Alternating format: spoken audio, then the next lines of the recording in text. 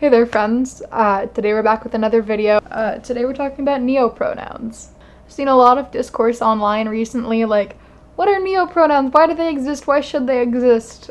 And I am gonna say this flat out right now so people aren't arguing in the comments. Neopronouns exist. And I am going to flat out say right here, if you want to stop watching this video, go for it. This is meant to be informative. I'm not telling you what to think. However, I am somebody who supports the use of neopronouns if somebody sees that as the correct path for them. So kind of to start out, if you don't know what neopronouns are and you just happen to click on this video, hi, welcome to another episode of Gender is a Galaxy. So neopronouns are things like z, zer, zim, he, here, stuff like that. And I'm definitely going to leave some links in the description just for like more information. And in general, neopronouns are something that exist as an alternative to using they, them, their as a singular neutral pronoun. Also, just kind of as a note, neopronouns have existed for a while in different spaces. It's only recently, like the past 5-10 years, that they've kind of gained more traction and people have kind of heard more about them because, like, the internet, things spreading, people learning, etc. So to start off with, within the trans community, why do neopronouns exist? As I mentioned earlier, neopronouns kind of exist as that alternative to he, him, she, her, or their, them, for somebody who kind of feels that disconnect from those traditional, like, pronouns, even they, them being used as a singular, as well as kind of that separation from the traditional English language or whatever language that these may be used in. Neopronouns are primarily used by people who are neurodivergent.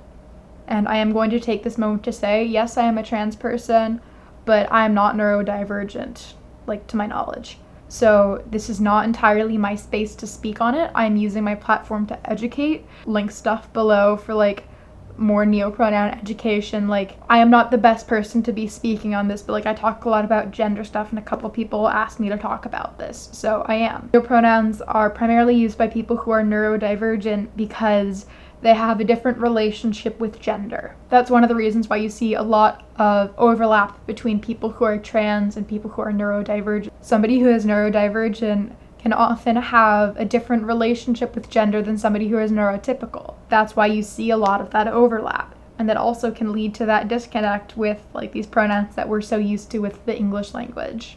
Because somebody has a different way in which they process their own gender, the way in which they're going to want to express that is going to be differently, just like how, yes, I'm assigned female at birth, but I identify as non-binary.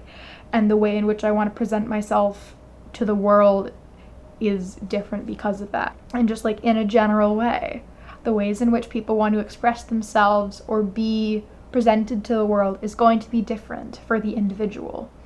And people who are neurodivergent experience this want of expressing themselves in a different way. Because, like, brain chemicals are different for everybody. And so through using neopronouns like Zer, like, that's a different way to present yourself to the world or have the world kind of present itself to you, if you will. It creates this disconnect from the world that we've been taught and the world that we've grown up in, and the world that's put these expectations upon us. Like, I use they, them because that's what I'm comfortable with.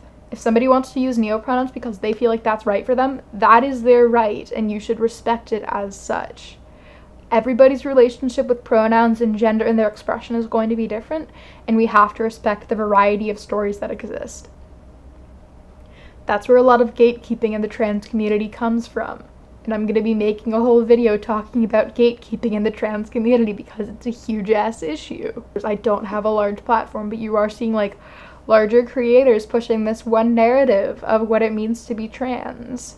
Everybody's experience with gender is different, and how they wish to label or not label themselves is therefore going to be different. And we need to stop pushing this narrative of there's only one right way to be trans, and if you use neopronouns, that ain't it. Like, it's counterproductive. Like, there's this whole thing where it's like, oh, people who use neopronouns are what makes the trans community look like a joke. Like, no.